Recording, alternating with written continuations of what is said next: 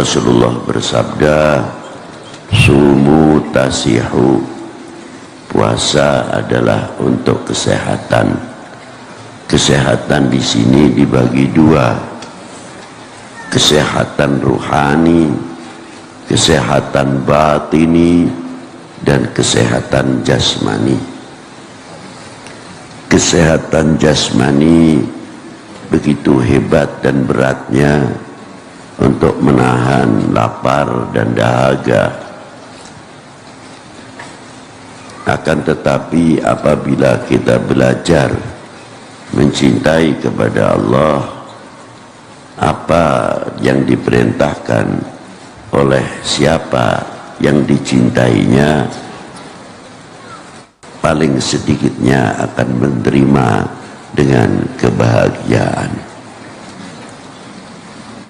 Adapun kesehatan secara fisik, jasmani, sudah sangat atau banyak yang telah menerangkan bagaimana kesehatan itu perlu ditunjang dengan kebersihan. Al-Maidah adalah pencernakan. Ini yang terutama. Bila pencernakan itu dicuci dengan bulan Ramadan, akan menghasilkan buah-buah darah merah maupun darah putih. Lebih dikenal HB-nya akan meningkat dengan baik karena tempat masaknya baik, tempat masaknya bersih. Tapi yang lebih berat adalah bagaimana kita membersihkan al-qulub atau qalib, membersihkan hati serta rongga-rongga hati tersebut, sehingga apabila orang itu pulang dari haji akan membawa satu kemabruran yang cukup pendidikan dan cukup seperti orang menjalankan umroh atau haji. Kalau musim panas, yang jangan tanya kepanasan. Waktu musim dingin juga sama. Tidak cukup dari itu, bagaimana ketika kita menahan panas, tidak terlepas walaupun tidak berpuasa, merasa dahaga.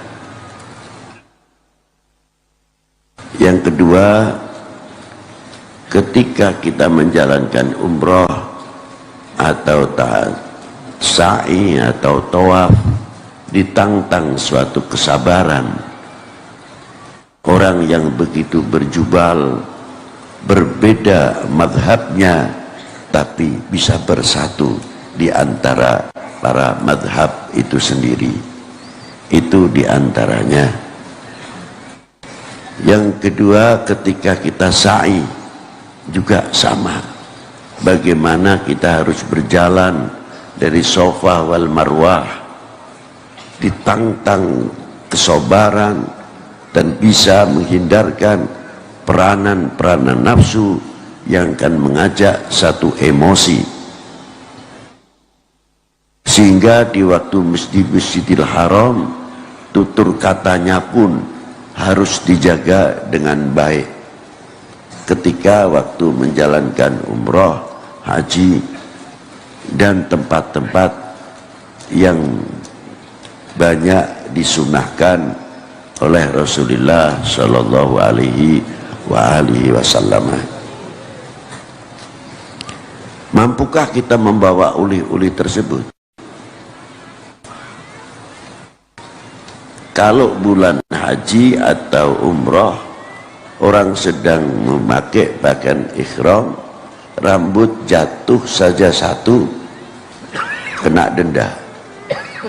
Apalagi sisiran sengaja, satu rambut pun jatuh, kena denda. Kita berpikir bagaimana kalau mencabut rambutnya orang lain, sedangkan rambutnya sendiri saja kena peraturan, kena wasit, kena denda. Itu satu contoh. Mestinya pulang haji itu bisa membawa, bukan maaf saja, bukan saya menyindir, sudah umroh berapa kali, bangga, ada yang 3 kali, ada yang setiap tahun 3 kali. Hasilnya daripada itu yang penting. Pendidikan yang ada di dalam umroh dan haji yang penuh tantangan yang luar biasa, bisa mengasah hati kita masing-masing atau tidak? Bagaimana kita melihat orang yang sedang berpakaian umroh, terkadang keringatnya, bau karena fisiknya dan lain sebagainya, kita sa'i, kita dalam keadaan tawaf, sama.